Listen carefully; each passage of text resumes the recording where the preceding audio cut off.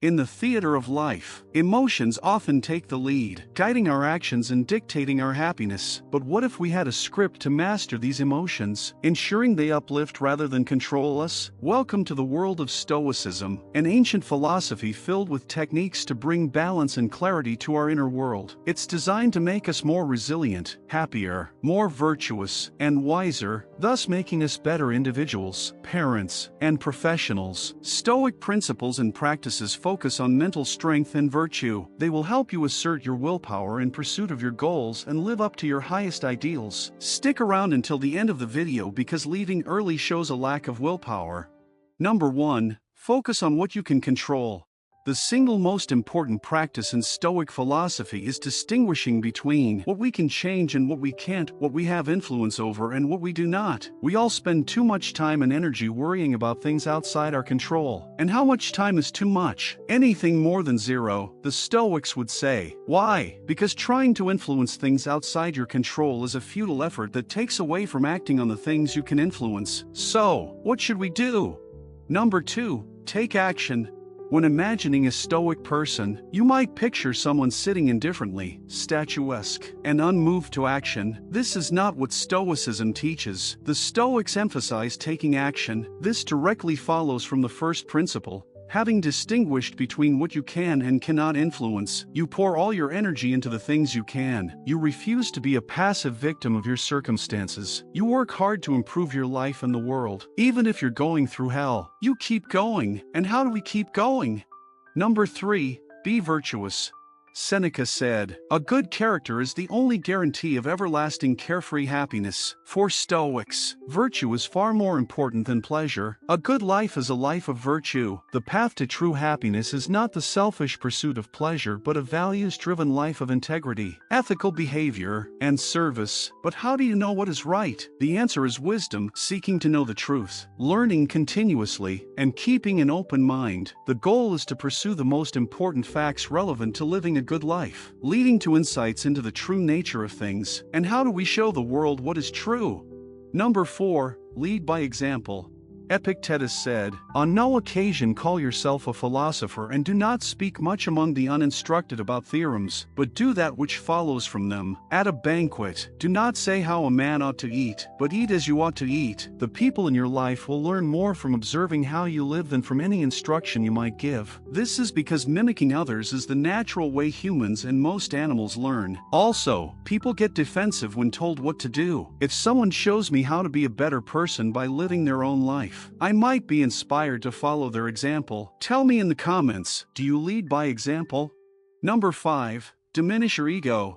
The Stoics operated nearly 2,000 years before the advent of psychotherapy, so they didn't refer to the ego in the Freudian sense. Instead, as Ryan Holiday defines it in his book Ego is the Enemy, ego means an unhealthy belief in your own importance. It's that petulant child inside everyone that chooses getting his or her way over anything else, the need to be better, more, recognized far beyond any reasonable utility. The sense of superiority and certainty exceeds the bounds of confidence and talent. So, how do you diminish it?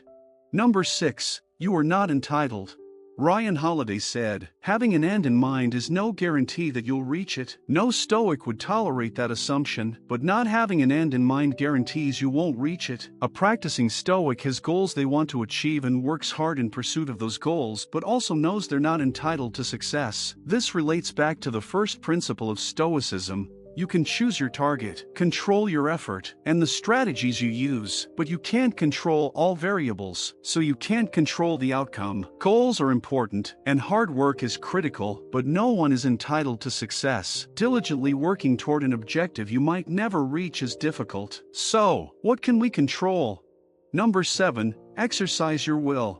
You can learn to love doing what is right. Your cravings for sugar, fast food, and drugs can be replaced with cravings for salads and exercise in nature. Your desire to get what you want can be replaced by a desire to help others thrive. An addiction to binge-watching shows on Netflix can be replaced with a habit of reading. It's hard to imagine, but your brain can rewire. Change your behavior, and eventually, your brain will change too. In the long run, healthy and virtuous behaviors that once drained your willpower become easy and automatic? When does willpower matter most? When things are at their worst, when doing what's right is most difficult, and when keeping your spirits high feels impossible. That's when you need strong willpower most of all. And what does willpower relate to?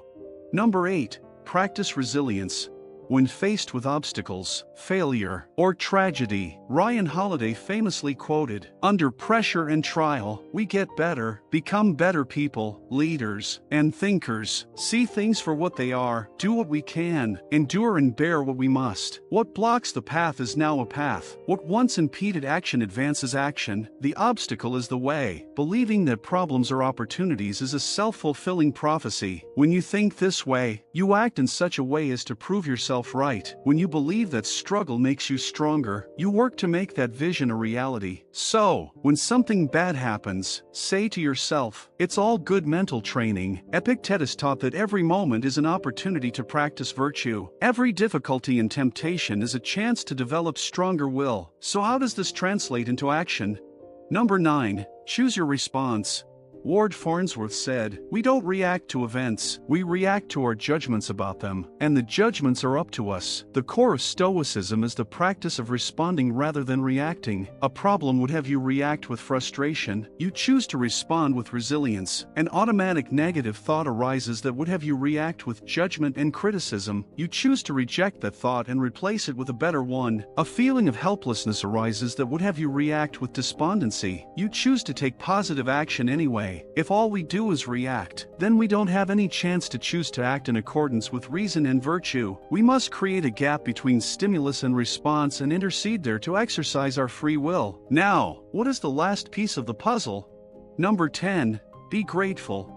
Epictetus said, "He is wise who doesn't grieve for the things he doesn't have but rejoices for the things he does have." Although the Stoics probably did not keep gratitude journals, they believed in the importance of noticing and appreciating the many good things in life that we tend to take for granted. A surprising technique for cultivating gratitude is what the Stoics called practicing misfortune. If you want to discover the secrets of practicing misfortune, subscribe to our channel because we explain that in our next video. If you made it here, it shows you have high willpower and will become successful through your discipline. Like this video and embark on this journey of self-improvement with us. Comment on what Stoic lessons you want to see next. And in the meantime, click the video on screen now to become an even better Stoic and better person.